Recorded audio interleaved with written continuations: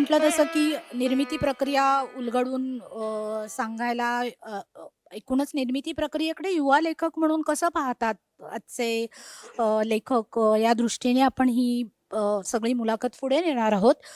त्यामधला पहिला प्रश्न विचारताना अर्थात नेहमीचाच असतो कथनात्मक साहित्याचा जेव्हा विचार केला जातो तेव्हा, की कथाबीज ते कथा असेल किंवा कथाबीज ते कादंबरी लेखन असेल. आणि एकूणच मग त्यातली परिष्करणं असतात, संपादन असतं आणि प्रकाशनापर्यंतचा तो एक प्रवास असतो. लेखकाचा, प्रकाशकाचा, संपादक म्हणून संपादकाचा. अशा दृष्टीने तुम्ही या सगळ्या निर्मिती प्रक्रियेकडे, कथेच्या लेखनाकडे कसं पाहता आणि कथाबीज कसं फुलवत नेऊन पुढची प्रक्रिया कशी करता? हॅलो. आवाज येतोय ना? पहिल्यांदा मी विवेक साहित्य मंच आणि नुक्कड कथा या सगळ्यांचे आभार मानतो की आज इथे मला हा संवाद साधायला बोलावलं त्याबद्दल. आणि तुम्हा सगळ्यांचे जे उपस्थित आहेत त्यांचे सुद्धा आभार मानतो की आज आपण हा संवाद साधतो. प्रत्येक कथेची किंवा कादंबरीची निर्मितीची एक वेगळीच कथा असते. म्हणजे काय म्हणूया की एखाद्या प्रतिमेतून एखादी कथा सुचते, एखादी इमेज डोक्यात असते, एखादा आवाज डोक्यात असतो, त्यावरून एखादी कथा सुचते किंवा एखादी कादंबरी सुद्धा सुचते किंवा एखाद्या घटनेवरून सुद्धा कधी कधी सुचते. म्हणजे तो ट्रिगर पॉईंट ज्याला आपण म्हणतो तसं काहीतरी ते असावं. म्हणजे तुमच्या मनात बऱ्याच गोष्टी असतात एरवी सुद्धा, पण त्या प्रतिमेमुळे म्हणा, त्या घटनेमुळे म्हणा, त्या सगळ्या गोष्टींना ची घुसळण व्हायला तो एक ट्रिगर पॉईंट असतो असं मला वाटतं. म्हणजे माझ्या निर्मिती प्रक्रियेबद्दल जेव्हा मी बोलीन त्यावेळेला मला असं वाटतं दुसऱ्यांचं काहीतरी वेगळं असू शकतं. पण मला असं वाटतं की म्हणजे ही कल्पना सुचणं किंवा एखाद्या कथाबीज सुचणं आणि त्या कथाबीजाचं कथेमध्ये, कादंबरीमध्ये किंवा आणखीन कुठल्याही फॉर्ममध्ये रूपांतर होणं पूर्णपणे, हा खूप मोठा प्रवास असतो. म्हणजे माझ्या बाबतीत सांगायचं तर एखादं कथाबीज सुचून त्याची कथा निर्माण होण्याचा जो प्रवास आहे तो कधी 1 वर्ष, 1.5 वर्ष, 2 वर्ष, कधी कधी 10 वर्ष सुद्धा आलेला आहे. म्हणजे तेवढा सुद्धा काळ लागलेला आहे. पण साधारणतः माझ्याबद्दल बोलायचं 1-1.5-2 वर्ष हा ते कथाबीज मला मुरावं, मनात असं वाटतं की हे मुरलं पाहिजे. कारण त्याशिवाय म्हणजे एक लिहायला पण एक आत्मविश्वास लागतो, मला लागतो. कारण तुम्हाला काहीतरी एक सुचलेलं असतं, ते खूप वेग असतं. म्हणजे ते अगदी स्पष्ट असं तुम्हाला दिसत नसतं, पण काहीतरी दिसत असतं. म्हणजे एक असा अथांग समुद्र असावा आणि त्यात आपली होडी फुटून जावी आणि एक काहीतरी फळकूट आपल्याला लागावं. त्याच आधारावर आपण आपली कथा कुठेतरी मी शोधत असतो की अरे मला हे एक हाताला लागलंय, पण अजून बरंच काहीतरी सापडायचंय, अजून बरंच पुढे प्रवास करायचा आहे. तर ती एक असुरक्षितता पण असते की एवढं सापडलंय पण आणखीन पुढे सापडेल का, आपल्याला जे म्हणायचंय ते म्हणता येईल का.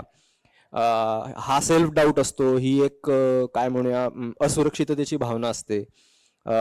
त्यामुळे मला असं वाटतं की तो एक फळकूट सापडावं लागतं पहिल्यांदा आणि मग ते सापडलं की हळूहळू एक एक गोष्ट टप्प्याटप्प्यानं सापडत जाते आणि ती मुरावी पण लागते तेवढीच. म्हणजे एखादा विषय असेल किंवा एखादी कथा बीज असेल, त्याच्या आजूबाजूच्या गोष्टी पण काय आहेत. म्हणजे मी म्हणेन की मी ज्या काळात आज जगतो आहे, तर आज आपण जे काय बघतो आहे त्या तेच वास्तव आहे असं जर आपण धरून चालायला लागलो, तर आपल्याला काय म्हणूया की ॲज अ लेखक म्हणून सगळ्या गोष्टी कदाचित सांगताच नाही येणार. कारण त्या वास्तवाच्या पलीकडे अनेक अनेक वास्तव आहेत किंवा अनेक गोष्टी आहेत की ज्या आपल्यापर्यंत पोचतच नाहीत. मला असं वाटतं की लेखक म्हणून एक एक कथाबीज सुचल्यानंतर त्या कथेच्या किंवा त्या घटनेच्या मागच्या ज्या काही गोष्टी आहेत की ज्या आपल्याला सहजासहजी आपल्यापर्यंत पोचत नाहीत किंवा आपल्याला दिसत सुद्धा नाहीत, त्या पहिले त्याचाही शोध घेणं हे लेखकाचं काम आहे. त्यामुळे आता एकरेशीय लिहून चालणार नाहीये आजच्या काळामध्ये, कारण वास्तवच अनेकरेशीय आहे. त्याला भरपूर फाटे फुटलेले आहेत. म्हणजे आज सत्य म्हणजे काय असा प्रश्न निर्माण झालाय, कारण एवढ्या गोष्टी येऊन आपल्यावर आदळतात. यातलं खरं काय आहे नेमकं हे शोधता शोधता आपला काय म्हणू जीव घायकुतीला लागतो. तर मला असं वाटतं की लेखक म्हणून हा शोध मला जास्त महत्त्वाचा वाटतो. म्हणजे माझ्या निर्मिती प्रक्रियेचा जर गाभा म्हणायचा तर तो हा आहे की अ, मला कथाबीज कल्पना तर सुचली आहे, पण त्या कल्पनेच्या आजूबाजूला काय आहे? त्याच्या पलीकडे काय आहे? त्याच्या अलीकडे काय आहे? हे सुद्धा मला याचा सुद्धा मला शोध घेणं खूप महत्त्वाचं वाटतं. सगळं सापडतं का आपल्याला? म्हणजे अख्खच्या अख्खं वास्तव कवेत घेता येईल का? तर मला वाटत नाही की ते आजच्या काळात शक्य आहे. पण जितकं जास्त घेता येईल तितकं तरी आपण घेता आलं पाहिजे असा लेखक म्हणून माझा प्रयत्न असतो. तर हा झाला एक निर्मितीचा म्हणजे सर्जनशील प्रकार सर्जनशील टप्पा. मग त्यानंतर म्हणजे माझी निर्मिती प्रक्रियेचं असं असतं की मी एक आराखडा तयार करतो. म्हणजे ज्याला आपण फ्लो चार्ट म्हणतो, की पात्र काय आहे, त्याची पार्श्वभूमी काय आहे, सामाजिक काय, त्याचं वय काय, व अशा सगळ्या गोष्टी, कथाबीज काय आहे, काय आपल्याला सांगायचं आहे किंवा काय प्रयत्न आहे किंवा आणखीन काय-काय सापडत गेलंय आपल्याला. याचा एक असा साधारण एक फुलस्केपच्या पानावर मी आराखडा तयार करतो. मग ती कथा असेल, कादंबरी असेल. अ, आणि मग त्याच्यानंतर ते मुरवत ठेवणं, की ओके इथपर्यंत आपण आलोय. आता आणखीन आपल्याला आत शिरलं पाहिजे. मग ॲक्चुअल कथा जेव्हा लिहायला सुरुवात होते, त्यावेळेला बराचसा तो आराखडा उलटा-पालटा होऊन जातो. म्हणजे असं होत नाही, की त्या आराखड्यानेच आपण जात असतो. कारण जेव्हा लिहायला लागतो, तेव्हा आपणच आपल्या मनाचं उत्खनन करायला लागतो, की बऱ्याचशा गोष्टी आपल्याला सुद्धा माहिती नसतात, की ज्या आपण टिपून ठेवलेल्या असतात. त्या बाहेर यायला लागतात आणि आपली पात्रंसुद्धा अ, म्हणजे माझ्या बाबतीत सांगायचं तर म्हणजे ती म्हणतात, "तू मला माझ्याप्रमाणे नको वागूस. मला माझ्याप्रमाणे वागू देत." मला असं वाटतं, की हे खूप महत्त्वाचं असतं, की पात्रांना त्यांचं आयुष्य जगायला देणं. जर तसं करता आलं आपल्याला, म्हणजे आपल्याला त्यांना मोकळं सोडता आलं, तर खूप इंटरेस्टिंग गोष्टी सापडतात. हे बरेचदा लिखाणाच्या टप्प्यावरती घडायला लागतं आणि आराखडा बराचसा उलटा-पालटा होतो, बदलतो. एक त्याचा ढाचा असतो तो राहतो, पण बऱ्याचशा गोष्टी बदलून जातात. अ, हे एक होतं. अ, आणि मग ती खूप इंटरेस्टिंग आणि आनंददायी प्रोसेस असते ॲक्चुअली लिखाणाची. त्यानंतर मात्र खर्डेघाशीचं काम सुरू होतं, ड्राफ्ट करणं. कारण आपण आपल्याला जे हवं ते तर लिहिलेलं असतं, पण ते आपण एका फ्लोमध्ये लिहिलेलं असतं. आपण आपल्या कल्पनांच्या प्रेमात पण पडलेलो असतो भरपूर, की "अरे, काय मस्त सुचलंय, हे आपण पुढे नेलं पाहिजे. अरे वाह! हे हे पात्र खूप चांगलं आहे, हे आणखीन पुढे नेलं पाहिजे."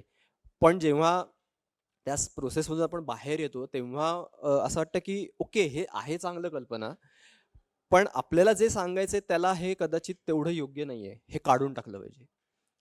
थोडंसं कठोर होऊन, निर्दय होऊन हे काढून पण टाकावं लागतं, की नाही हे या कथेत तरी नको, साईडला ठेवूया. कदाचित पुढच्या एखाद्या कथेमध्ये आपल्याला त्याचा फायदा होऊ शकतो.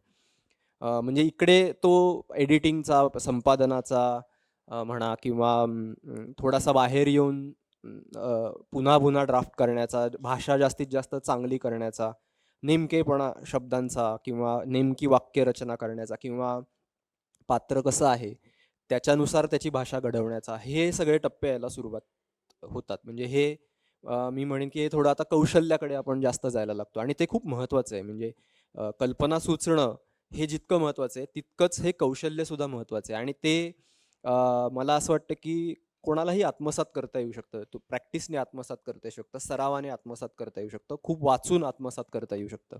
म्हणजे ते काही खूप रॉकेट सायन्स आहे असं मी म्हणणार नाही. फक्त तुम्हाला वेळ द्यावा लागतो, भरपूर वाचावं लागतं. त्याच्यानंतरचा टप्पा आहे तो जसा तुम्ही म्हणालात तसं, की ते प्रकाशित होण्याचा. मग ते नियतकालिक असेल, पुस्तक असेल, पुस्तक स्वरूपात असेल. तो थोडा व्यावहारिक पण भाग असतो त्याच्यामध्ये आणि ते करताना थोडी धाकधूक पण असते, की अरे बापरे! आता हे लोकांसमोर जाणार, लोकं काय म्हणणार, लोकांना काय वाटेल, काय प्रतिक्रिया येतील, कसं असेल, काय असेल, असा तो सगळा टप्पा असतो. प्रकाशक असेल तर प्रकाशक गाठायचा, मग त्यांच्यानुसार त्यांचा संपादक असतो. म्हणजे मी कायम संपादकांचं म्हणणं ऐकून अ, अ, घेत असतो. त्यांच्या सूचना ऐकून घेत असतो. त्यानुसार पुन्हा रिड्राफ्टिंग करायचं असेल तर ते सुद्धा करतो. तर अशी ती मोठी प्रक्रिया आहे. म्हणजे निर्मितीची जर म्हणाल तर ती बऱ्यापैकी मोठी प्रक्रिया आहे, वेळखाऊ प्रक्रिया आहे.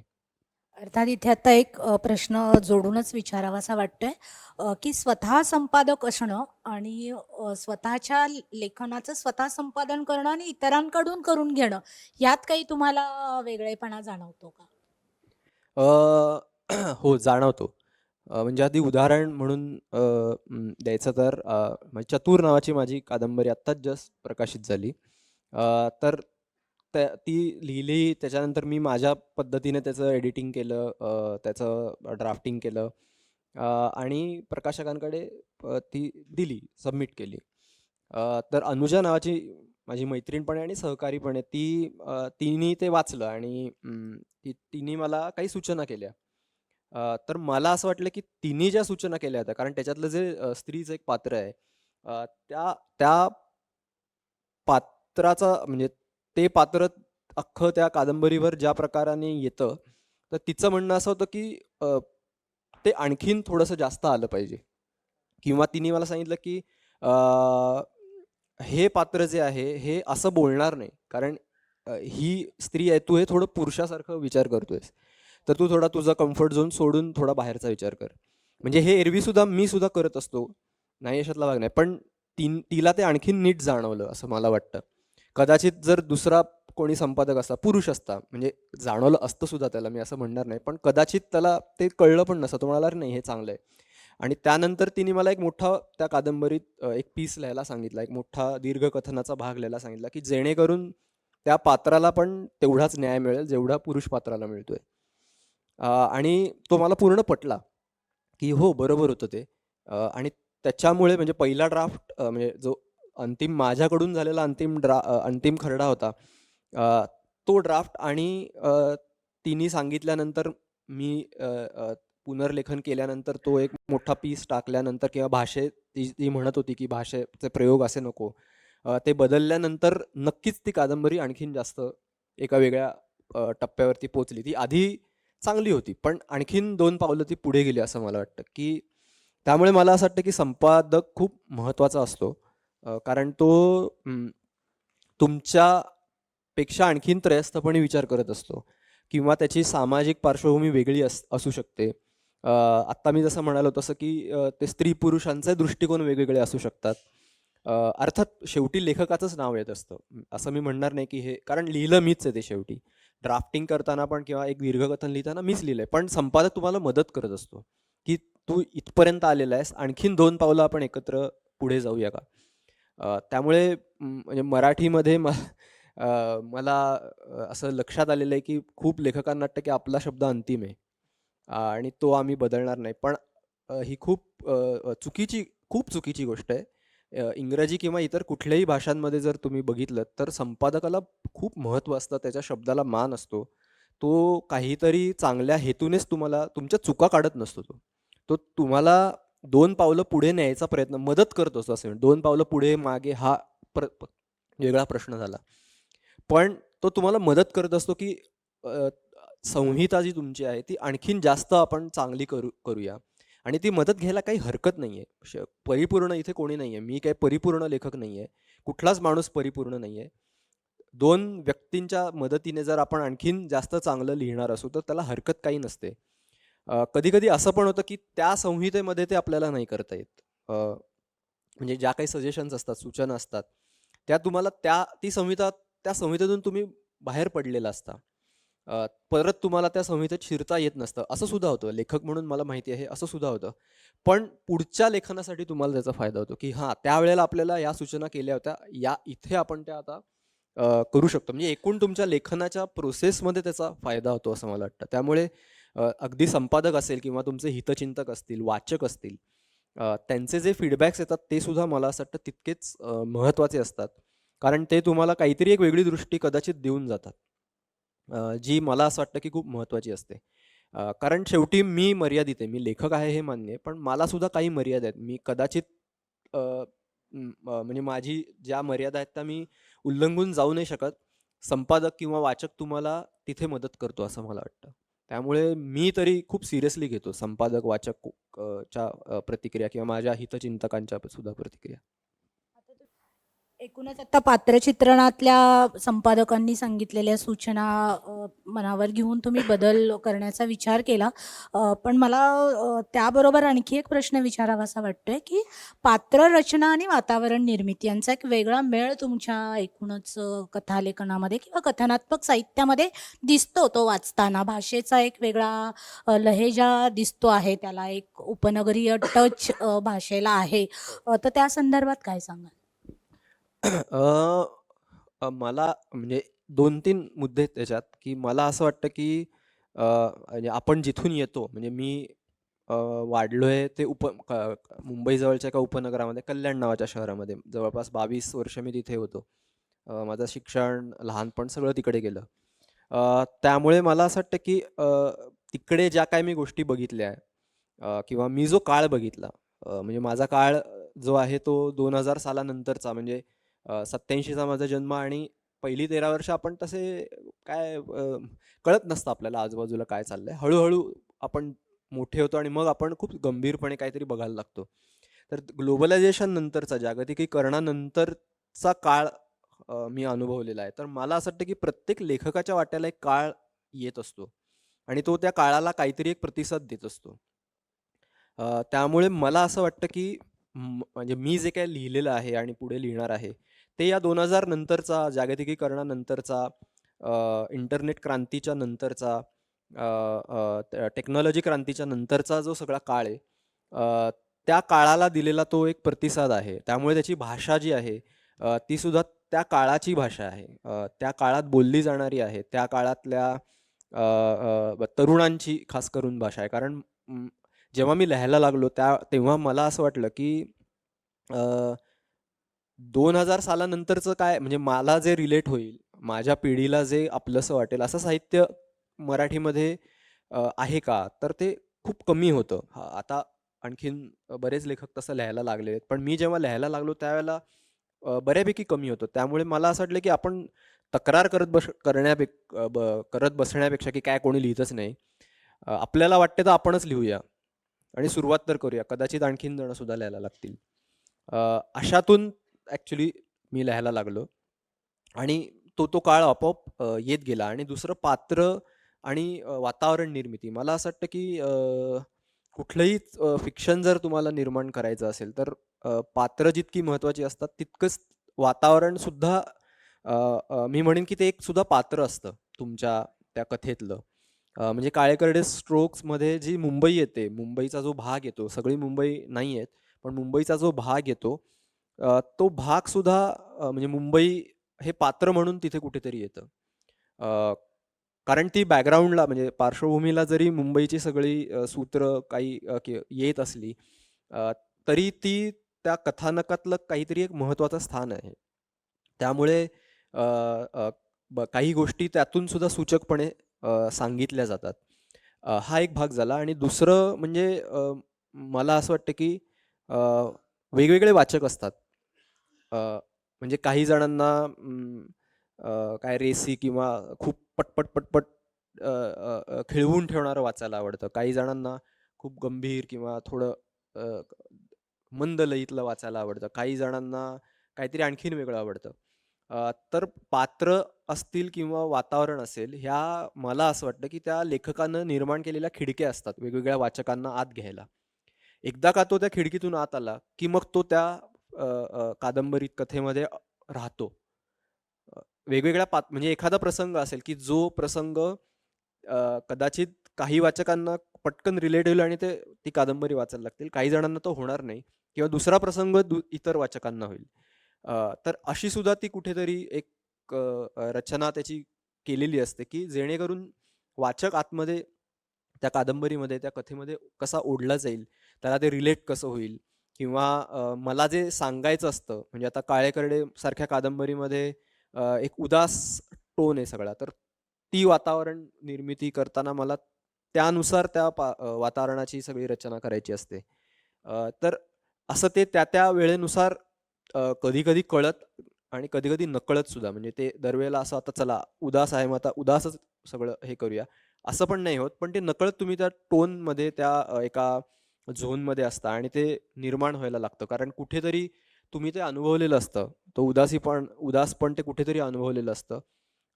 त्या सगळ्या गोष्टी तुमच्या वाहायला लागतात जेव्हा तुम्ही लिहित असता तेव्हा.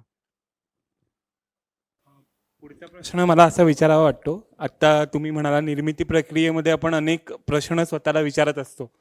तसंच जसं तुम्ही आत्ता म्हणाला मला रिलेट करतोय का हा विषय, तसंच तो विषय सामाजिकदृष्ट्या त्या विषयाची गरज आहे का? आणि हा विचार किती महत्त्वाचा आहे? म्हणजे एक संभाव्य प्रश्न बरेच जणांना पडतो, की हा विषय मी लिहितोय, हा मी निवडला, पण त्याची गरज खरंच किती आहे? किंवा तो आधी हाताळला गेला असेल तर तो आपण हाताळायचा का? तर अशा पद्धतीचा विचार तुम्ही कसा करता? अ, हो, बरोबर आहे. बरेचदा असं होतं की म्हणजे एखादी कल्पना आपल्याला सुचते किंवा एखादं कथाबीज सुचतं आणि आपण त्याच्या प्रेमात असतो आणि किंवा आपल्याला काहीतरी चांगलं सुचलं असं आपल्याला वाटतं. पण कोणीतरी त्यावर ऑलरेडी एक काहीतरी काम करून ठेवलेलं असतं. अ, अशा वेळेला बरेचदा असं वाटतं की जर आपल्याला काहीतरी नवीन सांगता येणार नसेल त्याबद्दल, तर मग त्याला हात घालू नये. किंवा कधी-कधी असं पण वाटतं की एखादा विषय खूप महत्त्वाचा आहे म्हणजे सामाजिकदृष्ट्या एस्पेशली कदाचित ती कथा बीज म्हणून फार नवीन नाहीये, पण तरी तो आज महत्त्वाचा आहे. आज परत तो मांडला गेला पाहिजे. आज परत तो गरजेचा आहे. अ, तर तरीसुद्धा त्यामुळे मग तो लिहिला पाहिजे आपण. मग आपण त्याला काहीतरी एक थोडा वेगळा अँगल देऊ शकतो, नाही अशातला भाग नाही. पण तो गरजेचा आहे, अजूनही रिलेव्हंट आहे, अजूनही तो समाजासाठी आवश्यक आहे. त्यामुळे परत तो लिहिला पाहिजे. जरी तो कोणीतरी आणखीन लिहिला असेल तरीसुद्धा. अ, त्यामुळे मला असं वाटतं की हो, कधी-कधी तो विषय सोडून द्यावा लागतो. पण कधी-कधी तो गरजेचा आहे म्हणून तो हाताळायला हवा असं सुद्धा वाटतं.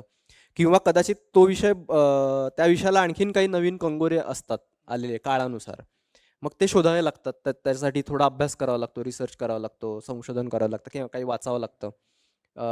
तर ते मला असं वाटतं ते करावं लागतं आणि ते करायला पाहिजे असं मी म्हणेन. कारण बरेचदा असं होतं की म्हणजे यासाठीच मला असं वाटतं की म्हणजे कुठल्याही लेखकासाठी वाचन ही खूपच लेखकासाठी असं नाही, कोणाहीसाठी खरं तर. पण लेखकासाठी वाचन ही महत्त्वाची गोष्ट याचसाठी की तुम्हाला कळतं की तुमची परंपरा काय? जर तुम्हाला तुमची परंपरा माहिती नसेल, तर तुम्ही नवीन काय देणार आहात हे तुम्हाला कळत नाही. तुम्हाला असं वाटतं मी नवीनच देतोय, जे देतोय ते. पण ऑलरेडी तुमच्या पूर्वजांनी ते करून ठेवलंय. म्हणजे मी आज जो काही उभा आहे, तो ज्ञानेश्वरांच्या पासून सुरू झालेली परंपरा आहे. म्हणजे त्यांच्या खांद्यावर मी आज उभा आहे. तर मला ज्ञानेश्वर काय आहेत, तुकाराम काय आहेत, पासून ते अगदी आता जी.ए. असतील, गंगाधर गाडगीळ असतील, अ, अगदी अलीकडचे रंगनाथ पठारे असतील, राजन गवस असतील, नेमाडे असतील. ह्यांनी काय काम करून ठेवलंय हे माहिती असलं पाहिजे मला ॲज अ लेखक म्हणून. जसं काय म्हणूया की तुम्ही जेव्हा इंजिनिअर किंवा इतर कुठल्याही प्रोफेशन मध्ये काम करत असता, तेव्हा तुम्हाला माहिती असतं की आधी काय झालेलं आहे. त्यावर तुम्ही तुमचं काहीतरी काम पुढे करत असतात. तसंच मला लेखनाचं सुद्धा वाटतं की तुम्हाला माहिती पाहिजे की तुमच्या भाषेत तुमच्या पूर्वजांनी, तुमच्या आधीच्या लोकांनी काय काम करून ठेवलंय. नाहीतर मग असं होतं की आपल्याला सगळेच म्हणजे आपण स्वप्रेमातच कुठेतरी गुरफटतो की अरे वाह! छान चला आपल्याला जे जमलंय ते अजून कोणीच केलेलं नाहीये. अ, त्यामुळे मला असं वाटतं की वाचन त्यासाठी खूप महत्त्वाचं आहे. खरं तर आपण नेहमी निर्मिती प्रक्रियेवर बोलतो, कथा बीजाकडे वळतो, मग पात्र निर्मिती आणि एकूणच सगळे जे घटक आहेत, निवेदक आणि अशा सगळ्या बाबतींवर विचार करत असतो. पण मला एक नेहमी असं कुतूहल वाटतं जेव्हा काही वैशिष्ट्यपूर्ण आपण शीर्षकं बघतो संग्रहांची. आता तुमचंच निळादातांची दंतकथा असेल किंवा काळे करडे स्ट्रोक असेल किंवा आत्ता चतुर आलेलं नवीन असेल. तर ही नावं शीर्षकं सुचण्याची काही प्रक्रिया असते का? आणि त्याच वेळेला मला आणखी एक गोष्ट फार कुतूहलाची वाटते, की अर्पण पत्रिका करणं आणि बऱ्याचपैकी मला वाटतं तुमच्या संग्रहांच्या किंवा कादंबऱ्यांच्या अर्पण पत्रिका अशा ॲब्स्ट्रॅक्ट आहेत. तर त्यामागची नेमकी कारणं काय आहेत ते ऐकायला आवडेल. ते मगाशी मी जे म्हणालो ना आराखड्याचं, तसंच शीर्षकांचं सुद्धा असतं, की असा समुद्र आहे, काही दिसत नाहीये, कुठे जाणार काही माहिती नाहीये, पण एक काहीतरी फळकूट पाहिजे. तर शीर्षक हे सुद्धा एक फळकूट असतं बरेचदा. कारण त्या शीर्षकामुळे एक आत्मविश्वास येतो, की आता काहीतरी आपल्याला सुचलेलं आहे आणि हे धरून आपण आता पुढे जाऊ शकतो. दुसरं असं असतं, की शीर्षकामुळे बऱ्यापैकी त्या कथेची कादंबरीची कॉन्सेप्ट काय आहे, हे एक थोडंसं क्लिअर होतं, एक स्पष्ट होतं आपल्याला आणि आणखीन आपण एक टप्पा पुढे जातो. आणि ती वेगळी असण्याची कारणं म्हणजे असं मुद्दामून नाही झालेलं की निळ्या दत्ताची दंतकथा. पण मला असं वाटतं की म्हणजे वाचकाचं कुतूहल थोडंसं चाळवलं गेलं पाहिजे. म्हणजे आजचा काळ जो आहे तो इतका पटकन आपण स्क्रोल करतो, पटापट पुढे जातो, तर 1 सेकंद ते वाचून तो थांबला गेला, की अरे काय असेल हे? यासाठी सुद्धा मला असं वाटतं की ती शीर्षकं अशी काय म्हणूया त्याला, की थोडी मी कॅची असं म्हणणार नाही, पण तुम्हाला थोडंसं कुतूहल त्याच्यातून कदाचित चाळवलं जात असेल. म्हणजे आता दिमित्री हां, म्हणजे की काय आहे हे बघूया थोडंसं, थोडंसं वाचून बघूया. मग कदाचित एखादा वाचक ओढला पण जाईल त्याच्यामध्ये. म्हणजे निळ्या दादाची दंतकथा असेल, काळे करडे स्ट्रोक्स असेल किंवा दिमित्री रियाज केळकरची गोष्ट असं असेल, चतुर असेल. अ, तर मला किंवा 96 मेट्रो मॉल ही कादंबरीचं शीर्षक असेल.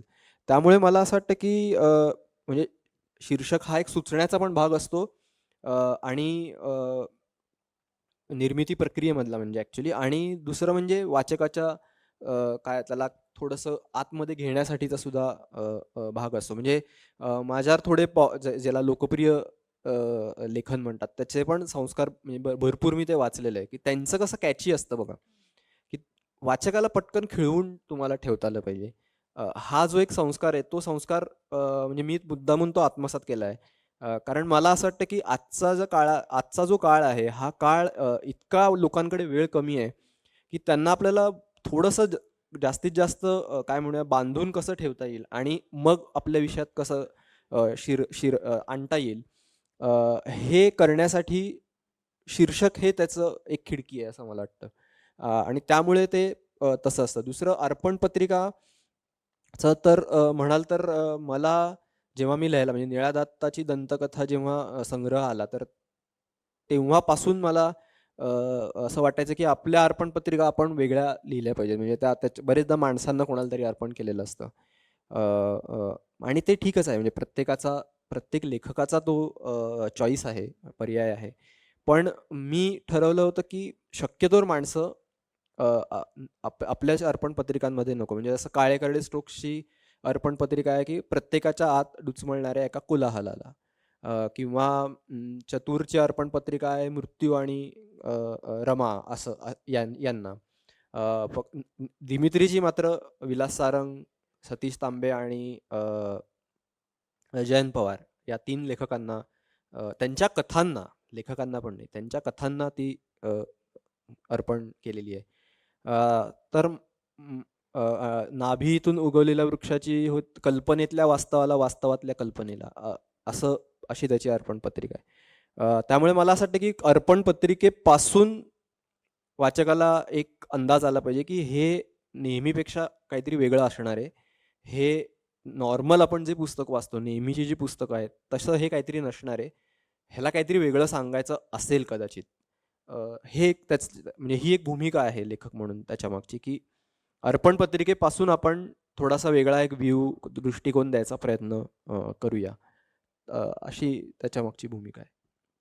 अ, तुम्हाला अनुवादाचा चांगला अनुभव आहे म्हणून तुमच्या बाबतीत एक साहजिकच प्रश्न येईल, की अनुवाद नेमका उतरतो कसा? म्हणजे त्याची प्रक्रिया काय? जशी आपण कथा निर्मितीची किंवा कादंबरी निर्मितीची प्रक्रिया, तशी अनुवाद निर्मितीची काय प्रक्रिया आहे? खरं सांगू का अनुवाद करताना म्हणजे मी ॲज अ भाषांतरकार म्हणून खूप काहीच वेगळं करत नाही. म्हणजे मी त्या लेखकाला काय म्हणायचंय, ह्याला जास्तीत जास्त प्रामाणिक राहून अनुवाद करतो.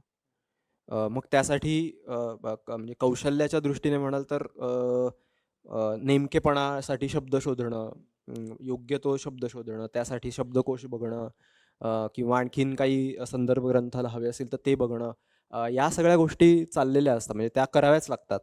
आणि आता ते Google आणि या सगळ्या गोष्टींमुळे पण खूप पटापट मिळायला लागलंय. अ, अ, तर ते करतो. पण जर अगदी अनुवादाची प्रक्रिया म्हणाल, तर त्यात माझं धोरण एकच आहे, की त्या लेखकाला काय सांगायचंय, हे आपण त्याच्याशी जास्तीत जास्त प्रामाणिक राहूया. आपण आपलं काहीतरी भर त्याच्यात घालायला नको. कारण ते त्या लेखकाचं आहे. आपण आपल्या भाषेत ते आणतोय. त्यामुळे आपल्याला त्या भाषेत आणण्यासाठी जे जे करावं लागेल ते आपण सगळं करूया. पण आपण आपल्या मनचं जास्त काही त्याच्यात जास्त काय टाकायलाच नको. असंही आणि त्याच्यात असंही होतं की कधी-कधी तसं होतं सुद्धा, की एखादा शब्द असेल त्याचा अर्थ आपण काहीतरी वेगळाच लावून जातो. किंवा एखादी एखादी काय सांस्कृतिक संकल्पना असेल ती आपल्याला समजत नाही. किंवा एखादी वैज्ञानिक संकल्पना असेल ती सुद्धा कधी-कधी आपल्याला समजत नाही. मग त्यासाठी अ, इतर गोष्टींची मदत घ्यावीच लागते. पण त्याचबरोबर संपादकाची तिथे खूप मदत होते, की त्याला ते वाचायला देतानाच सांगायचं, की "तू मी सगळं चुकीचंच केलंय, असं वाच." तरच तुला चुका सापडतील. हे बरोबर म्हणजे प्रत्येक शब्दनशब्द नीट हे केला पाहिजे. कारण असं बरेचदा होतं, की तुम्ही त्या फ्लोमध्ये एखादं वाक्य वाचत असताना एखाद्या शब्दाचा काहीतरी वेगळाच अर्थ लावून जाता. आणि ते तुम्हाला कळत नाही त्यावेळेला आणि तुम्हाला वाटतं आपण बरोबर चाललोय. पण जो त्रयस्थ माणूस बाहेरचा असतो, त्याला ते कळतं, की अरे नाही हा शब्द नाहीये, हे हे वाक्य असं नाहीये, हे वाक्य असं आहे. तर या चुका काढणारा अनुवादाच्या बाबत मला असं वाटतं, की चुका काढणारा संपादक तुम्हाला खूप मदत करतो आणि तो तुमच्याकडे असलाच पाहिजे. म्हणजे मग तुमचा अनुवाद जास्तीत जास्त चांगला होतो. म्हणजे तुम्ही तुमचा काढताच. खरडे 2-3 ड्राफ्ट, 4 ड्राफ्टपर्यंत सुद्धा ते होतंच. पण तरीसुद्धा काही राहतात, की ज्या मला असं वाटतं महत्त्वाचं आहे. म्हणजे तो त्या प्रोसेसमधला खूप महत्त्वाचा भाग आहे. खरं आहे म्हणजे लेखन, अनुवाद, संपादन असं खरं तर करिअर आहे तुमचं. मराठी भाषा, साहित्य याकडे करिअर म्हणून पाहता येत नाही, असा एक सर्वत्र बोलबाला असताना या सगळ्या क्षेत्रांमध्ये करिअर म्हणून तुम्ही कसं काय पाहिलत? आणि आजच्या तरुणाईने बेसिकली या सगळ्याकडे वळावं का? तुम्हाला काय वाटतंय? हो, नक्कीच वळावं असं मला वाटतं. अ, फक्त 2-3 गोष्टी यात मला महत्त्वाच्या वाटतात, की म्हणजे अगदी साहित्य, कथा, कादंबरी याचा जर विचार केला तर अ, त्यात ती म्हणजे त्यातून तुम्हाला तुमचं पोट भरणार नाही, हे नक्की आहे. मराठीत लिहून काय, इंग्रजीत लिहून सुद्धा भरणार नाही. हे पण अगदी स्पष्टपणे सांगायला पाहिजे. याचं कारण असं, की इंग्रजीत सगळे लेखक बेस्टसेलर आणि त्यांच्या सगळ्या कॉप्या लाखांवर जातात असं होत नाही. एखाद 2, 3, 4 आपल्याला जे दिसतात, आपल्याला जे त्यांच्या पुस्तकं आपल्यापर्यंत येतात तेच बेस्टसेलर असतात. त्याच्या खालती खूप जण लिहित असतात. सगळे सक्सेसफुल होत नसतात. त्यामुळे कथा, कादंबऱ्या किंवा नुसती पुस्तकं लिहून तुमचं पोट आजच्या काळात नक्की भरणार नाहीये. ती तुम्हाला पॅशन, तुमची आवड म्हणूनच त्याच्याकडे तुम्ही पहिल्यांदा बघितलं पाहिजे. मग त्याचा समतोल साधण्यासाठी अ, अ, याच्याशी निगडीत म्हणजे आता भाषांतराची कामं असतील किंवा आता भाषांतरामध्ये पण पुस्तक भाषांतर हा एक भाग झाला, पण सबटायटलिंग सारखं एक मोठं क्षेत्र आहे. व्यावसायिक लेखन म्हणजे ते जिथे आज खूप काय म्हणूया स्कोप आहे खूप अ, म्हणजे पटकथा लेखनामध्ये, संवाद लेखनामध्ये किंवा ॲडॅप्टेशन म्हणजे खूप चांगल्या मराठीतलं जे साहित्य आहे, त्याचं आज चांगलं ॲडॅप्टेशन, त्याचं माध्यमांतर करणारी तरुण मुलं बऱ्याच संस्थांना हवी असतात. पण ती सापडत नाहीयेत. म्हणजे इकडे खूप मोठा करिअरसाठी स्कोप आहे, की जे तुम्ही त्याचा समतोल साधू शकता आणि याच्यातून तुम्हाला बऱ्यापैकी चांगले पैसे मिळतात. त्यामुळे करिअर म्हणून म्हणाल तर केवळ आणि केवळ कथा, कादंबऱ्या, पुस्तकं लिहून भागणार नाही. पण तुम्हाला त्याचबरोबर त्याचे 2 भाग करायला हवेत. एक भाग म्हणजे तुमची आवड, तुमची पॅशन आणि दुसरा भाग म्हणजे ज्यातून तुम्हाला म्हणजे तुम्हाला लेखनही करता येईल, पण त्याचबरोबर तुम्हाला पैसे पोट भरण्यापुरतं, तुमचं घर चालण्यापुरते पैसे मिळतील. अ, हे त्यातून तुम्हाला निश्चित करावं लागेल.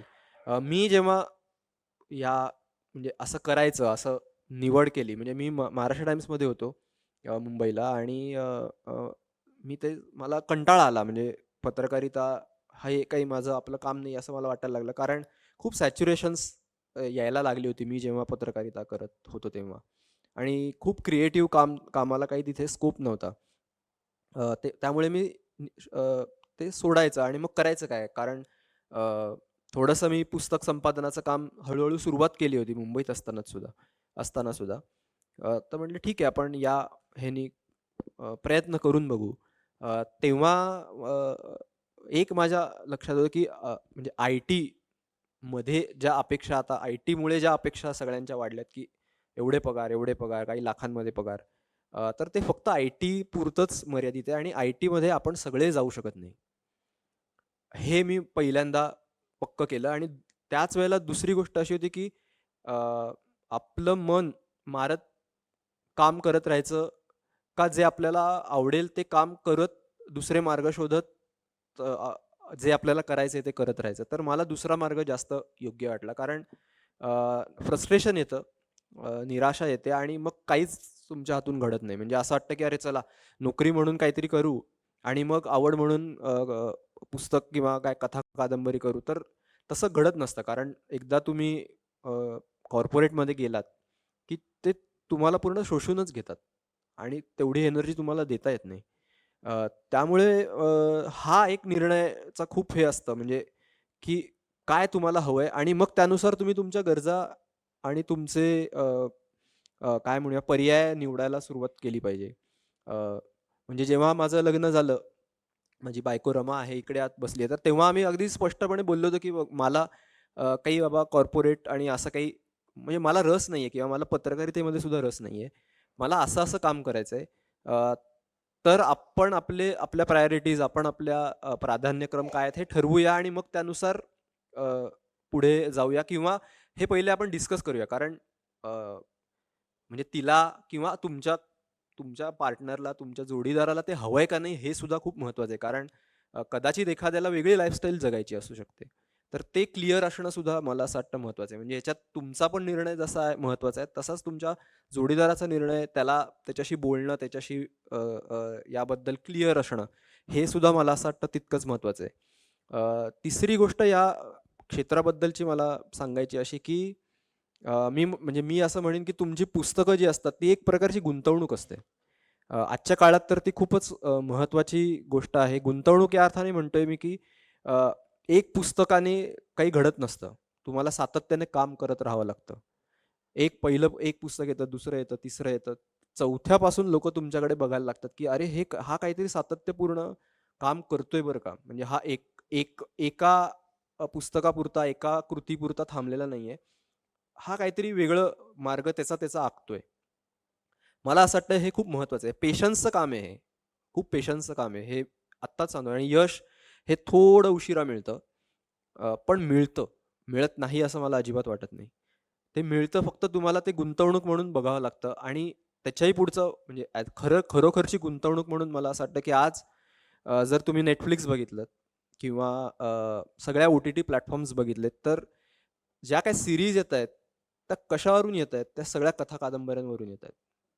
ही महत्त्वाची गुंतवणूक आहे. जर का तुमची तिकडे एखादी कादंबरी तुम्हाला तिकडे करता आली, घेता आली किंवा तुम्हाला तिथपर्यंत पोहोचता आलं, तर मात्र मग जी खऱ्या अर्थानं ती गुंतवणूक म्हणजे ज्याला आपण म्युच्युअल फंड्स म्हणतो, तसं येते, की ती मग त्याचा परतावा आर्थिक बाबतीत म्हणतोय मी, मिळायला सुरुवात होते. पण ते करत राहावं लागतं. म्हणजे 1 पुस्तक, 2 पुस्तक असं काम नाहीये ते. ते सातत्यानं करत राहावं लागतं. त्यातला एक हिट होणार असतो. त्यामुळे मला असं वाटतं, की अशा 3-4 प्रकारे या गोष्टींकडे बघितलं पाहिजे. म्हणजे एकतर सातत्यानं काम करणं, दुसरं त्याचबरोबर इतर आर्थिक दृष्टीने पर्याय शोधणं आणि तिसरं म्हणजे तुमचं कौटुंबिक जे काही आहे त्यांच्याशी याबद्दल अगदी स्पष्टपणे बोलणं, त्यांच्या अपेक्षा काय आहेत हे समजून घेणं आणि त्यातून मार्ग काढणं. जर असं झालं तर मला असं वाटतं, की खूप गोष्टी घडतात, चांगल्या प्रकारे घडतात. आणि म्हणजे आजचा काळ माझ्या मते तरी सर्जनशील लेखक किंवा कुठल्याही सर्जनशील माणसासाठी खूप चांगला आहे. याचं कारण असं की कंटेंट आज खूप महत्त्वाचा झालेला आहे आणि जर तुम्हाला तो देता येणार असेल चांगल्या प्रकारे आणि जर तुम्हाला तुम्ही त्या त्या ठिकाणी व्यवस्थित पोहोचलात, तर तुम्हाला खूप संधी उपलब्ध आहेत. म्हणजे मगाशी मी अडॅप्टेशन जसं म्हणालो, माध्यमांतराचं काम आहे. आज नाही आहेत तिथे लोकं म्हणजे खरोखरीच नाही आहेत. हवी आहेत लोकं. पण तेवढे तरुण वर्गच तिथे वळत नाहीये. कारण सगळ्यांना असं वाटतं, की आपण आय-टीत जाऊ आणि आपलं आय-टीत आपण सहज आहे, पण नाही होणार आहे. आय-टी हे खूप मर्यादित क्षेत्र आहे. तुम्हाला इतर क्षेत्रांचा सुद्धा विचार केला पाहिजे. तुमची आवड काय आहे याचा सुद्धा विचार केला पाहिजे आणि त्यानुसार अ, तुम्ही तुमचं जे काय तुम्हाला निवडायचं ते निवडलं पाहिजे. आणि म्हणजे असं काही नाहीये, की मराठी साहित्य म्हणजे मी मराठी साहित्य घेतलं आणि पत्रकारिता केली म्हणून मी लिहायला लागलो असं नाही आहे. इंजिनिअरिंग घेतलेली लोकं, केलेली लोकं, कॉमर्स केलेली लोकं सुद्धा लिहू शकतात. हे काही फक्त मराठी साहित्याचं क्षेत्र, मराठी भाषेचंच शिकणाऱ्याचं क्षेत्र आहे अशातला भाग नाही आहे. उलट नाहीच आहे. बाहेरच्या लोकं म्हणजे जर तुम्ही इंग्रजी साहित्य बघाल तर आज जास्तीत जास्त लेखक इंजिनियर्स आहेत, वेगवेगळ्या क्षेत्रातून आलेले आहेत. उलट आहे की ते वेगळंच काहीतरी अनुभव आणतात त्यांच्या लेखनामधून. मराठी शिकणारे विद्यार्थी किंवा जे काय असतं त्यांचं त्या मानानं मर्यादित असतं सगळं. या भाषा शिकणाऱ्यांचं उलट की त्यांनी जग बघितलेलं असतं तर ते अनुभव सुद्धा पाहिजेत. त्यामुळे म्हणजे मला असं वाटतंय की जितक्या वेगवेगळ्या क्षेत्रातल्या सामाजिक पार्श्वभूमीमधल्या तरुणांनी जितके जास्त या क्षेत्रामध्ये येतील, लिहायला लागतील, त्यांचा अनुभव मांडायला लागतील तितकं चांगलंच आहे. म्हणजे त्याला काही म्हणजे सीमा नाही आहेत ॲक्च्युली असं मला वाटतं. दादा आपल्या भोवताली साधारण 2 टोकाची भूमिका घेतलेले लिहिणारे आपल्याला दिसतात. एक म्हणजे असे जे फक्त प्रकाशन करण्यासाठी म्हणूनच लिहितात आणि एक जे लिहितात आणि ते प्रकाशनापासून आपल्याला नाही बा ते करायचं, तो आपला प्रपंच नाही. आणि या दोघांमध्ये समतोल साधणारेच म्हणजे आता आपण करिअरबद्दल बोललो, तर करिअर करायचं असेल तर समतोल त्यातलं चांगलं काय आहे हे आपल्याला ओळखता आलं पाहिजे. तर त्यासाठी नेमका काय एक्सरसाइज किंवा काय वर्कआउट आपण केलं पाहिजे की निवडायचे, म्हणजे सगळं लिहिलंय ते छापायचंच नाही, या सगळं प्रकाशितच नाही करायचंय. त्याबद्दल काय विचार? मला असं वाटतं की कधीतरी प्रकाशित करायलाच पाहिजे. म्हणजे अ, म्हणजे प्रत्येक लिखाण किंवा लेखन करत असताना सेल्फ डाऊट तर असतोच की अरे हे चांगलं आहे का नाही, हे आवडेल का नाही, किंवा असं वाचकांना काय वाटेल, तो असणारच आहे. म्हणजे फक्त बरेचदा काय होतं की मग तुम्ही तिथेच थांबून राहता. अरे हे चांगलंच नाहीये, हे आपल्याला काही लिहिताच येत नाहीये, आपल्याला काही जमतच नाहीये आणि तिकडे थांबून राहिल्यामुळे घडत काहीच नाही. लेखन ही कृती आहे. जोस्तोवर तुमच्या वर्ड फाईलमध्ये 50,000 5,000 काय तुमचं ठरवलेलं आहे ते शब्द जोस्तोवर येत नाहीत, तोस्तोवर तुमच्या कल्पनांना काहीही अर्थ नाही. हे म्हणजे स्पष्ट आहे.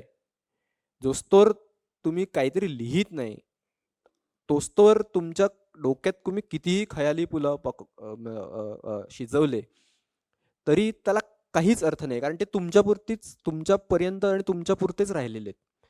ते जेव्हा येतील आणि ते वाचकांपर्यंत पोहोचतील तरच त्याला काहीतरी अर्थ आहे. म्हणजे मला कायम असं वाटतं की म्हणजे मी जेव्हा कादंबरी किंवा कथा किंवा आणखीन काही लिहितो तर तिथे ते संपत नसतं.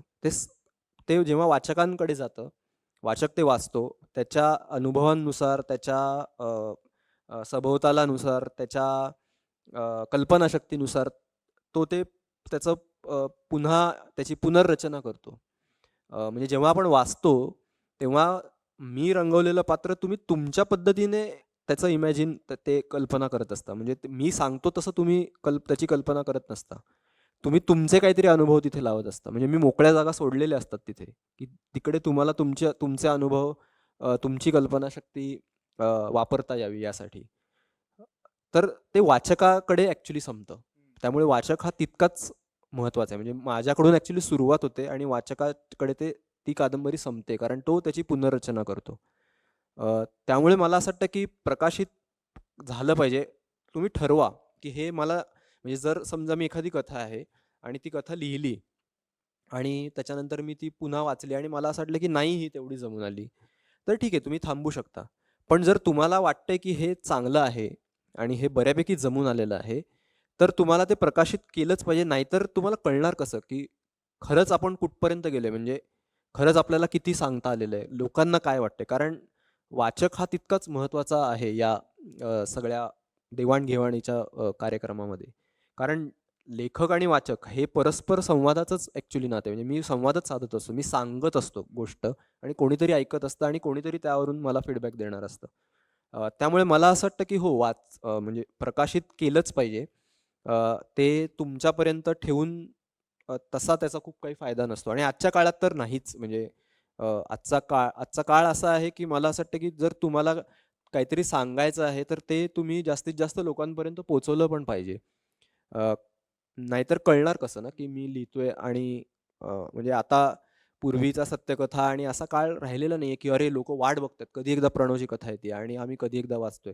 असं आता नाही राहिलंय. मला सांगावं लागणार आहे, माझी एक कथा आली आहे, ती या नियतकालिकात आली आहे, माझं एक पुस्तक आलंय. हां, म्हणजे त्याच्या ते किती सांगायचं, कसं सांगायचं, कशा प्रकाराने, किती त्याची त्याची सीमारेषा काय, हे तुम्ही ठरवून घेऊ शकता. पण तुम्हाला सांगावं लागेल, की हो मी लिहिलेलं आहे. म्हणजे लिहिताना जर लाज नाहीये, तर सांगताना लाज काय वाटायची, की हो ही माझी कथा आहे आणि तुम्ही म्हणजे वाचा ही. अ, त्यामुळे मला असं वाटतं, की आजच्या काळात नक्कीच तुम्हाला अ, प्रकाशित करून तेच सांगितलं सुद्धा पाहिजे, की हो हे माझं आहे आणि तुम्ही अ, वाचून बघा. जर तुम्हाला आवडलं तर बघा.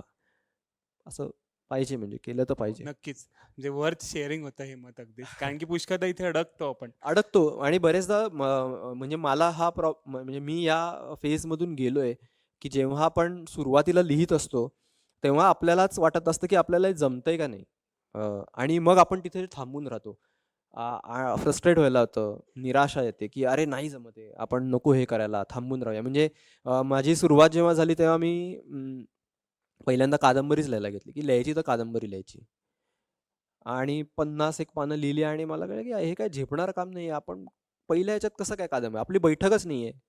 आपल्याला कल्पना तर सुचली आहे, पण ती फुलवायची कशी हे माहिती नाहीये. आपण कसं काय लिहिणार आहे? म्हणजे आपली कल्पना खूप चांगली आहे.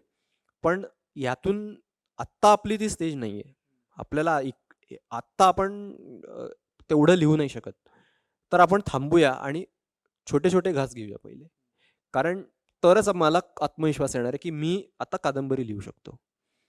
किंवा आता मी मोठं काहीतरी लिहू शकतो. आता मला काहीतरी मोठं म्हणजे हे होतंच आहे, की पहिल्यांदा तुम्हाला असं म्हणजे पहिल्यांदा जेव्हा तुम्ही कथा लिहिता, तेव्हा ती कथा लिहून झाल्यावर तुम्हाला वाटतं, की आता आणखीन मोठं बघूया. मग वाटतं आणखीन मोठं बघूया. ही तुमची जी भूक असते, एकदा का तुम्ही सेट झालात, तुमचा प्रॅक्टिस झाली, तुम्हाला तुमचा झोन काय आहे लेखक म्हणून हे कळायला लागलं, की तुमची दृष्टी विस्तारतच जाते बरेचदा. मग तुम्हाला लक्षात येतं, की हळू आपण म्हणजे मला असं वाटतं, की जशी उत्क्रांत होणारा प्राणी आहे लेखक हा. तो उत्क्रांत सतत होत असतो. त्याच्या कक्षा या सतत वाढत असतात. तर त्याला तुम्हाला थोडा इव्हॉल्व्ड व्हायला, उत्क्रांत व्हायला वेळ तुम्हाला पण दिला पाहिजे. अ, तर हे घडत राहतं आणि त्यासाठीच प्रकाशन महत्त्वाचं असतं. म्हणजे प्रकाशित करणं, लोकांसमोर आणणं हे त्यासाठीच महत्त्वाचं असतं, की त्यांनी तुम्हाला फीडबॅक येतो. अ, एक आत्मविश्वास येतो, की आपण जे म्हणतोय ते त्याच्यातलं काही गोष्टी तरी पोहोचतायत. येस, आपण आता पुढचं लिहूया. नाहीतर तो आत्मविश्वास येणार कसा? आणि आत्मविश्वासाने तुम्ही लिहिणार कसं पुढे? त्यामुळे सगळ्या या गोष्टी परस्पर पूरक आहेत. खरं तर मुलाखतीचा कार्यक्रम रंगतो आहे आणि म्हटलं तसं प्रेक्षकांकडनं घेणारच आहोत आपण प्रश्न. अ, प्रेक्षकांकडून काही प्रश्न असतील तर त्यांनी जरूर विचारावेत. विस्तारित जाणारं क्षितिज सांगितलं. ते दुर्दैवानं आता आपल्याकडे जागतिक दर्जाचं काही निर्माण होत नाही असं एक बोललं जातं. त्याची मीमांसा मी आत्ता करत बसत नाही. तर तुमच्या दृष्टिकोनात विस्तारित जाणाऱ्या जागतिक साहित्याची कल्पना आणि त्यातलं तुमचं शेअरिंग किंवा त्याचा तुमचा प्रवास कसा तुम्ही रेखाटता? अ, म्हणजे पहिले मला थोडंसं असं काय म्हणजे माझं मत असं आहे, की जागतिक म्हणजे काय? म्हणजे युरोपमधलं ते जागतिक, अमेरिकेमधलं म्हणजे ते जागतिक का काय? म्हणजे जागतिक होणं म्हणजे काय? तर म्हणजे मला असं वाटतं, की आता उदाहरणार्थ नोबेल लॉरेट आहे गॅब्रिएल गार्सिया मार्केझ. जर त्याचं आपण साहित्य वाचलं, तर त्यांनी जे काय सगळ्या गोष्टी त्याच्या आहेत, म्हणजे त्याच्या कादंबऱ्या असतील, कथा असतील, या खूप स्थानिक आहेत. तिकडच्या संस्कृतीच्या, तिकडच्या लोकांच्या भावभावना, त्यांचं नेहमीचं जगणं, त्यांची दुःख, सुख याबद्दलच्या आहेत. म्हणजे मला असं वाटतं, की जर किंवा अगदी मेक्सिकन लेखक असतील रॉबर्तो बोलानो सारखा, त्यांनी सुद्धा मेक्सिकोमधलं जे काय सगळं वातावरण आहे म्हणजे खेड्यांमधलं, शहरांमधलं ते त्याच्या साहित्यामधून मांडलेलं आहे. त्यामुळे मला असं वाटतं, की जागतिक होणं म्हणजे काय हा एक माझ्यासमोरचा कायमच प्रश्न राहिला आहे. म्हणजे इंग्रजीत जाणं का? तर कदाचित हो, तसं असू शकतं. मग इंग्रजीत जाण्यासाठी चांगला भाषांतरकार पाहिजे. म्हणजे मला असं वाटतं, की हे थोडेसे व्यावहारिक मुद्दे झाले. अ, पण त्याचबरोबर मला असं पण वाटतं, की जितकं आपण लोकल असू, म्हणजे जितके आपण स्थानिक असू, तितके आपण जास्त ग्लोबल होण्याची शक्यता असते. कारण म्हणजे मी इथे बसून युरोपमधलं काय मला खरंच काही माहिती नाहीये. अमेरिकेमधलं मला काय माहिती. मी कशाला त्याबद्दल आत्ता बोलू ना? म्हणजे कदाचित एखाद्या कादंबरीमध्ये थोडाफार मी आवाका त्याचा घेऊ शकतो. पण इकडे काय झालंय? हेच मला असं वाटतं म्हणजे जास्त महत्त्वाचं आहे. म्हणजे ॲज अ लेखक म्हणून. कारण मी ते बघितलंय. जे मला माहिती म्हणजे उदाहरणार्थ अगदी सांगू का, की यात सुद्धा असं आहे, की मी उपनगरात वाढलेलो आहे. म्हणजे ना धड शहर, ना धड गाव अशा याच्यात कल्याणसारख्या उपनगरात मी वाढलेलो आहे. त्यामुळे खेडं किंवा गाव ही जी काही गोष्ट असते, त्याबद्दल मी कसं काय लिहू ना? मला माहिती नाहीये ते. म्हणजे जर मी ते लिहायला लागलो तर मी उघडा पडणार आहे. म्हणजे मी अ, काय म्हणूया की तसंच ते युरोप आणि अमेरिकेबद्दल आहे, की जे जे वातावरण मला माहिती नाही किंवा जे मला अ, तिय्यम कुठल्यातरी स्रोतांकडून मला कळतं, की हां, अमेरिकेत आत्ता असं काहीतरी घडतंय. पण ॲक्चुअली काय घडतंय? तिकडच्या लोकांना काय वाटतंय? हे मला माहितीच नाहीये. त्यामुळे मला असं वाटतं, की जर मी स्थानिकच म्हणजे मला ज्या आजूबाजूला गोष्टी घडतायत, त्याबद्दल जितकं जास्त सांगेन, तितकं ते अ, जर इंग्रजीत गेलं, तर तिकडच्या सुद्धा लोकांना काहीतरी आवडेल. दुसरं याच्यात मला असं वाटतं, की सगळ्यात महत्त्वाचा मुद्दा मार्केटिंगचा असतो. म्हणजे नोबेल आता आपला मार्केजचंच उदाहरण घेऊ. जेव्हा बिल गेट्स किंवा अशा सगळ्या लोकांनी, की हा भारी लेखक आहे, असं जेव्हा म्हटलं, तेव्हा तो जगाला कळला, की अरे हो, आपण काय आत्ता माहितीच नव्हतं. म्हणजे हे त्यातला हा सुद्धा भाग आहे जागतिक होण्यामधला. अ, त्यामुळे मला असं वाटतं, की ही खूप वेग आणि अशी काहीतरी म्हणजे त्याच्यात खूप मुद्दे आहेत. कधी-कधी लॉबीज पण असतात, त्या पण काम करत असतात, की कुठल्या लेखकाला उचलायचं, असं सुद्धा चाललेलं असतं. त्यामुळे मला असं वाटतं, की आपण आपलं काम करत राहावं, जास्तीत जास्त चांगलं लिहित राहावं, भाषांतरं सुद्धा करावीतच, म्हणजे जास्तीत जास्त भाषांमध्ये गेलंच पाहिजे आपलं लिखाण. फक्त मराठीच्या बाबत म्हणाल ना, तर आत्ता असं होतंय, की अ, खूप वेगवेगळ्या सामाजिक पार्श्वभूमीतून, आर्थिक पार्श्वभूमीतून लेखक लिहायला लागलेले आहेत. पण त्याचं जी भाषांतरं झाली पाहिजेत. म्हणजे तिकडे म्हणजे उदाहरणार्थ जर तुम्ही इंग्रजी सगळे प्रकाशक बघितलेत, तर तिकडे बंगाली आणि दक्षिण भारतीय ह्यांची खूप मोठी लॉबी आहे. लॉबीपेक्षा मी म्हणेन की खूप कर्मचारी तिकडे काम म्हणजे संपादक तुम्ही बघाल ना, तर ते एकतर बंगाली असतात किंवा दक्षिण भारतीय असतात. कारण त्यांचं इंग्रजीवरचं प्रभुत्व हे जास्त चांगलं असतं. ते त्यांचं प्रमोट करतात. आपलं तिथे आत्ता स्थानच नाहीये. मला असं वाटतं की ते स्थान अ, जेव्हा येईल, तेव्हा कदाचित आपल्याला सुद्धा त्याचा फायदा होईल किंवा आपल्याला ते निर्माण करावं लागेल. म्हणजे हा अ, साहित्याचाच प्रश्न आहे, पण थोडा साहित्य बाह्य ज्याला आपण म्हणतो, ज्याला व्यवस्थापन करावं लागतं आपल्या साहित्याचं. नुसतं साहित्य लिहून चालत नाही. त्याचं एक व्यवस्थापन पण करावं लागतं, की हे भाषांतरित झालं पाहिजे, हे चांगला अनुवादक पाहिजे. जे काय त्याचं करावं लागतं किंवा त्याचं मार्केटिंग कसं चांगलं होईल. हे करण्याची व्यवस्था मराठीत खूप कमी आहे. म्हणजे आपल्याकडे चांगले एजंट्स नाहीयेत, की जे म्हणजे सगळ्या लेखकांचे एजंट्स असतात, की ते ते हे सगळे व्यवहार करतात. चांगला अनुवादक निवडणं आणि ते उत्तम संपादक पण असतात. त्यांना माहिती असतं, की काय या साहित्यातलं म्हणजे या लेखकातली काय म्हणूया ह्याच्यातलं ह्याचे तोटे मर्यादा काय आहेत आणि याचे हे काय आहेत स्ट्राँग पॉइंट्स काय आहेत. तर अशा या गोष्टी थोड्याशा कमी आहेत मराठीत. जर तसं झालं, तर मला असं वाटतं की आपला पण एक ठसा उमटू शकतो. म्हणजे असं झालेलं आहे म्हणजे काही भाषांतरं झाल्यानंतर त्याला खूप चांगला प्रतिसाद इंग्रजी भाषकांकडून मिळाला आहे. पण ते जायला पाहिजे. त्याच्याबद्दल कोणीतरी बोललं पाहिजे. सांगितलं गेलं पाहिजे. ते नाहीये म्हणजे ते झालं तर खूप चांगलं होईल. विचारायचंय, एखादी कादंबरी तुम्ही सुरू करता, त्यात रमता, ती छान सुरू असते. पण एखादी सकाळ अशी उगवते, दुसरं कथानक डोक्यात धुडगूस घालतं. तेव्हा तुम्ही न्याय कसा देता? मग ती पहिली लिहिता कंटिन्यू की दुसरी?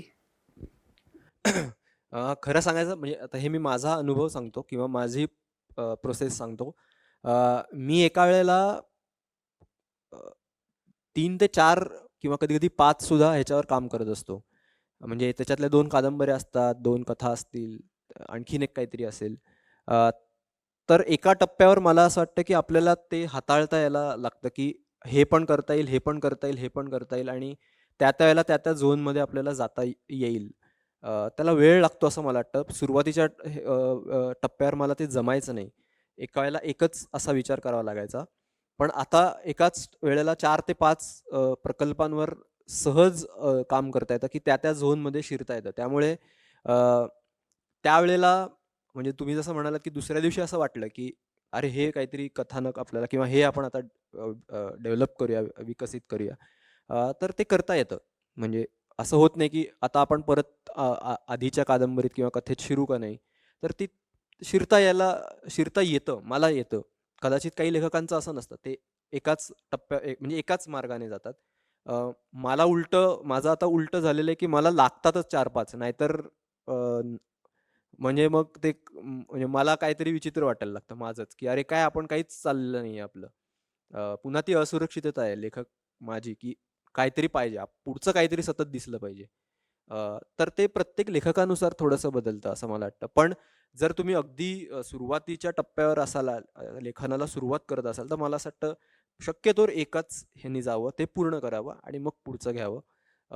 अ, जेणेकरून म्हणजे एक पूर्ण झाल्याचं जे समाधान असतं, जो एक आत्मविश्वास असतो, तो तुम्हाला सुरुवातीच्या टप्प्यावर मिळायला पाहिजे, की येस मी हे पूर्ण करू शकतो. आता मी पुढच्या ह्याच्यावर जाईन. तो एकदा आत्मविश्वास आला, की मग सायमल्टेनियसली एकाच वेळेला तुम्ही 4, 5, 6 प्रकल्पांवर सुद्धा काम करू शकता. तरी पुन्हा ते थोडं वैयक्तिक आहे, की ते तुम्हाला कसं आवडतंय, तुम्हाला काय हवंय, कसं हवंय त्यानुसार डेडलाईन असतात कधी-कधी असं पण असतं. त्यामुळे सुद्धा मग तुम्हाला तो प्रोजेक्ट करावा लागतो. नव्हता की मागणीनुसार पुरवठा म्हणजे ऑन डिमांड बेसिस असं लेखन कधी-कधी करावं लागतं लेखकाला. तर तुमच्या बाबतीत असं काही झालेलं आहे का? आणि जर तसं झालं असेल, तर त्याची प्रोसेस काय असते? हो, एक पुस्तक केलं होतं मी. नॉन फिक्शन प्रकाराचं होतं. आणि त्यावेळेला डेडलाईन 15 दिवसात का असं काहीतरी ते पुस्तक हवं होतं. किंवा पटकथा किंवा हे तसं मागणीनुसारच असतं. अ, तर मला असं वाटतं की म्हणजे पुस्तकाबाबत मी नक्की सांगू शकतो. अ, की त्याची प्रक्रिया म्हणजे अशी की एकतर काय म्हणूया की त्या म्हणजे जे काय तुमचा ठरवलेला सगळा गोष्टी आहेत तुम्ही म्हणजे जे काय-काय तुम्हाला समजा एखादी कादंबरी आहे त्याच्यात तुम्ही ह्या 10 गोष्टी तुम्हाला करायच्याच आहेत. त्यावरून तुम्हाला ती कादंबरी रचायची आहे. तर त्याचा जे काही रिसर्चचं तुमचं काम असेल, तर ते तुम्ही म्हणजे पूर्णपणे केलं पाहिजे. काय संदर्भ ग्रंथ हवे असेल तर ते केलं पाहिजे. आणि त्यात म्हणजे मला असं वाटतं की बरेचदा अशा प्रकारच्या जर तुम्हाला त्यात शिरावं लागतं पूर्ण वेळ. ती मानसिकता थोडीशी तयार करावी लागते, की असं-असं आपल्याला लिहायचंय मग त्याच्यात थोडं राहूया ह्याच्यामध्ये. कारण जेव्हा मी म्हणजे मला जे काही लिहायचंय ते लिहीत असतो, तेव्हा मी नकळत माझ्या आत त्या सगळ्या प्रोसेसमध्ये जात असतो. स्वखुशीने जात असतो. इथे तुम्हाला मुद्दामून जावं लागतं. थोडे परकाया प्रवेश ज्याला आपण म्हणतो, तसं सुद्धा करावं लागतं. की आ, हे पात्र आहे, ते कसं विचार करेल म्हणजे कादंबरीच्या संदर्भात म्हणा किंवा हा एखादं कादंबरी नसलेलं पुस्तक असेल, नॉन फिक्शन असेल, तर ही माहिती कशी मांडायची? माहिती तर आहे, पण ती मांडायची कशी? त्यासाठी काही एक्सरसाइजेस, सराव करायला लागतात. म्हणजे ह्याच्यासाठी मला असं वाटतं सराव हा खूप महत्त्वाचा आहे. आधीचा, त्यावेळेला नाही. तुम्हाला आधीपासून जो तुम्ही सराव करता म्हणजे उदाहरणार्थ मी जेव्हा लिहायला लागलो, तेव्हा मी कादंबरीचं म्हणालो, तर ते करत असताना मला असं लक्षात आलं, की पहिले आपली बैठकच नाहीये. म्हणजे 5,000 शब्द लिहिण्याची एक बैठक लागते. अ, ती जी बैठक कमवावी लागते ती सरावानेच होते. म्हणजे मग त्यासाठी काय करायचं? तर मला असं लक्षात आलं, की बरेच लेखक रोज लिहायचे. सकाळी उठायचं 1 तास ठरवायचं, एक वेळ ठरवायचा. त्या वेळेमध्ये फक्त लिहायचं. जे तुम्हाला वाटेल ते लिहायचं. मग ते कथा असेल, कादंबरी असेल असं काही नाही. त्यावेळेचे विचार असतील तर त्यावेळेचे विचार लिहायचे. तसं मी करायला सुरुवात केली. कारण बैठक महत्त्वाची होती. सराव महत्त्वाचा होता. म्हणजे ते जिमला जाण्यासारखंच आहे. मसल कमावण्यासारखंच आहे, की ते तुम्हाला बैठक ती कमावली पाहिजे. तर मला असं वाटतं हे सरावाच्या गोष्टी आहेत. म्हणजे तुम्ही जितकं जास्त लिहाल, तितक्या या गोष्टी तुम्हाला जास्त सहजपणे जमू शकतात की हो या हे असं असं आपल्याला या मर्यादित खेळ आहे ना हा शेवटी. मागणी तसा पुरवठा म्हणजे म्हणजे तुमच्या ह्याच्यात तुम्हाला जसं हवं तसं कुठेही जाऊ शकता. इकडे तुम्हाला तुम्हाला करून घ्यायचंय, ठरवून घ्यायचंय की ह्याच्या बाहेर मला फारसं जायचं नाहीये. अ, त्यासाठी मला असं वाटतं सराव हा खूप जास्त महत्त्वाचा आहे. म्हणजे कुठलंही लेखन आहे ना, हे मला असं वाटतं की सर्जनशील गोष्टी तर आहेत, पण कौशल्यसुद्धा तितकंच महत्त्वाचं आहे. सरावसुद्धा तितकाच महत्त्वाचा आहे. म्हणजे नुसतं सर्जनशील असून चालणार नाही. तुम्हाला कौशल्याचं सुद्धा त्याला जोड पाहिजे. तरच तुम्ही तुमची कल्पना मांडू शकणार आहात. तर या 2 गोष्टी मला असं वाटतं खूप महत्त्वाच्या आहेत आणि त्यासाठीच वाचन आणि सराव या 2 गोष्टी यासाठी मला खूप महत्त्वाच्या वाटतात.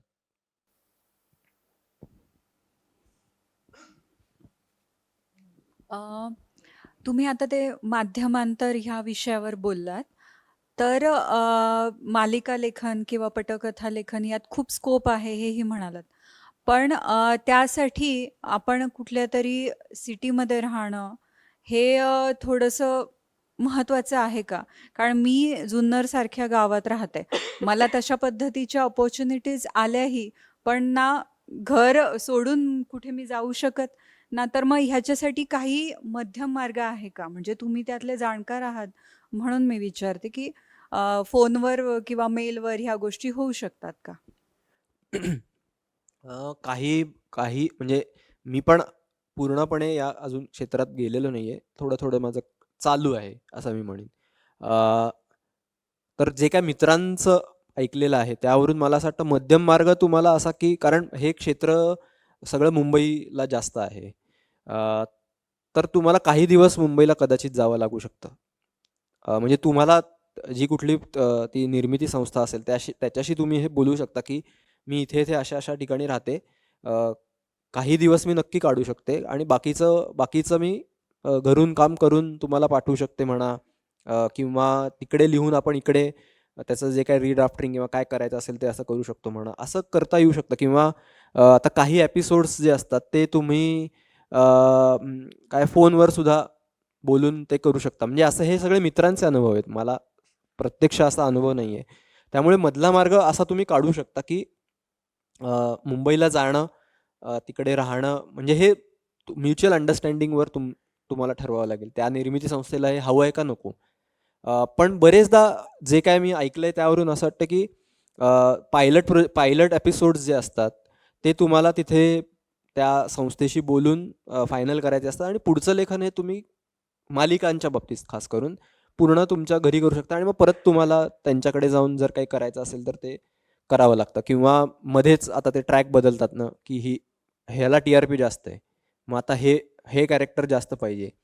तर मग त्यावेळेला कदाचित तुम्हाला परत मुंबईला जावं लागू शकतं किंवा जर शक्य असेल तर नवीन एपिसोड्स फोनवर काय म्हणता ईमेल थ्रू तुम्हाला देता येऊ शकतात किंवा कधी-कधी सेटवर सुद्धा जाऊन लिहावं लागतं. तर त्यावेळेला मात्र तुम्हाला तो वेळ द्यावा लागतो. तर असं आहे म्हणजे हा त्यातल्यात मध्यम मार्ग असं काढू शकता तुम्ही, की ठीक आहे जास्तीत जास्त मी माझ्या घरी राहून करीन, पण जेव्हा गरज लागेल तेव्हा सुद्धा मी यायची तयारी ठेवीन. असं हा मधला मार्ग मला तरी आत्ता तरी असं वाटतंय. कदाचित पुढे हे थोडंसं बदलेल, की नाही तुम्ही घरी राहून पूर्णपणे करू शकता.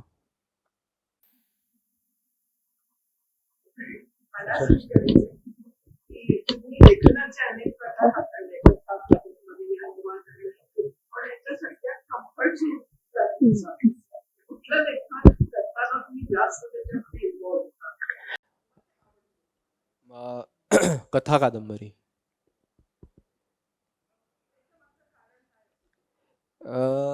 कारण म्हणजे एकतर म्हणजे आवड, खूप आवडतं.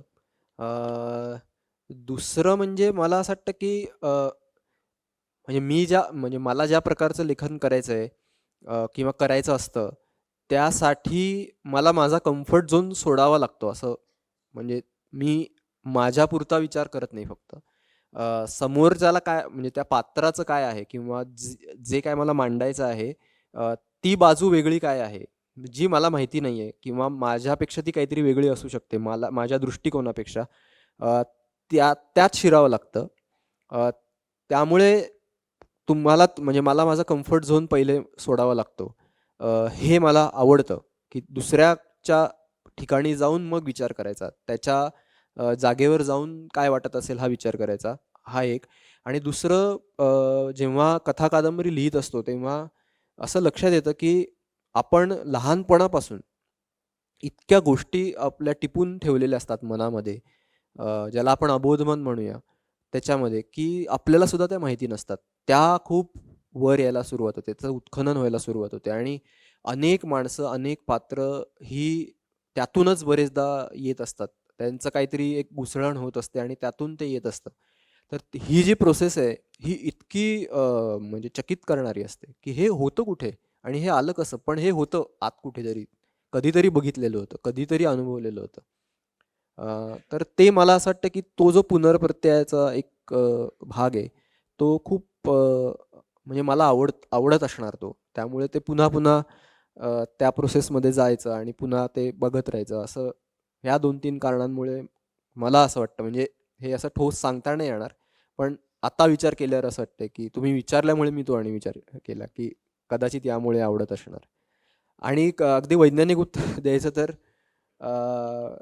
काय म्हणूया ना, की बहुतेक असं वाटतंय मला, किंवा हो ते आहे, न्यूरोलॉजिस्ट सुद्धा म्हणतात, न्यूरोसायंटिस्ट, की ऑक्सिटोसिन आणि डोपामाइन बहुतेक जेव्हा तुम्ही सर्जनशील असता तेव्हा तुमच्या मेंदूत स्रवतं.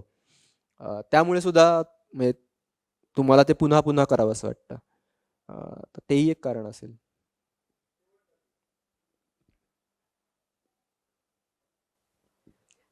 अनेकदा असं होतं सर, की म्हणजे कथानक पूर्ण लिहून होतं आपलं, कथा लिहून होते आणि कथा अतिशय चांगली जमलेली असते. परंतु कथेला शीर्षक हवं तसं कॅची शीर्षक जे हवं असतं, तसं डोक्यात येत नाही. असं अनेकदा होतं आणि कधीतरी असं होतं, की एक शीर्षक डोक्यात असतं आणि त्या शीर्षकाला अनुसरून कथा लिहिली जाते. तर जेव्हा शीर्षक सुचतच नाही, अशा वेळेस काय करता येईल? अ, बरोबर आहे. हे असं घडतं, बरेचदा घडतं. मला असं वाटतं, की काहीतरी एक शीर्षक देऊन पुढे गेलं पाहिजे. थोडा ठेवून द्यायचं, काही 2-3 महिने, 1 महिना आणि मग परत विचार करायचा. बरेचदा असं होतं, की तुम्हाला वेगळं काहीतरी आणखीन जास्त चांगलं शीर्षक सुचतं. अ, म्हणजे तिथे अडून राहण्यापेक्षा 2 पावलं पुढे गेलं पाहिजे आणि मग परत मागे बघितलं पाहिजे. कदाचित कारण लेखक म्हणून तुम्ही त्या 1 महिन्यात, 2 महिन्यात थोडंसं एक टप्पा पुढे गेलेला असता आणि मग जेव्हा तुम्ही मागे येता तेव्हा त्या कथेकडे पण तुम्ही वेगळ्या दृष्टीने बघता आणि मग शीर्षक सुचतं. असं म्हणजे माझा अनुभव आहे हा. त्यामुळे मला असं वाटतं, की पुढे जात राहणं हा जास्त चांगला पर्याय आहे, अडकून राहण्यापेक्षा. तर तसं जर केलं तर बरेचदा सुटतं. खरं तर सर्जनशील लोकांना विचारण्याचे प्रश्न संपत नाहीत. पण काळाच्या वेळेचं भान ठेवून आपल्याला ते थोडे आटोपते घ्यावे लागतात. सकाळपासून आपण नुक्कड साहित्य संमेलनासाठी जमलेले आहोत. वेगवेगळे मान्यवर आज इथे येऊन गेले. समीक्षक, लेखक, भाषा अभ्यासक असे सगळे येऊन गेलेले आहेत. त्या सत्राला सगळ्यांचे आभार मानलेले आहेत. पण आत्ता प्रणव सखदेव यांचे मी विशेष आभार मानते, की त्यांनी एका फोनवर इथे येण्याचं मान्य केलं आणि एक प्रदीर्घ अशी मुलाखत दिली. आणि हे मुलाखतीचं सत्र म्हणजेच आपलं आजचं समारोपाचं सत्र असणार होतं. तसंच आपण नियोजन केलं होतं आणि हे समारोपाचं सत्रही इथे आता संपन्न झालेलं आहे. उद्या आपण एक विशेष प्रयोग म्हणून पहिल्यांदाच बालसाहित्य संमेलन घेतो आहोत. त्यामुळे उद्याही सकाळी 9 पासून इथे मुलांसाठीचे विविध कार्यक्रम आणि अर्थात मुलांसाठी जे लेखन करतात त्या लेखकांसाठीचे वेगवेगळे कार्यक्रम इथे होणार आहेत. तर उद्याही सगळ्यांनी आवर्जून उपस्थित राहावं अशी मी विनंती करते आणि इथे आत्ता उपस्थित असलेल्या श्रोत्यांचेही आभार मानते. धन्यवाद.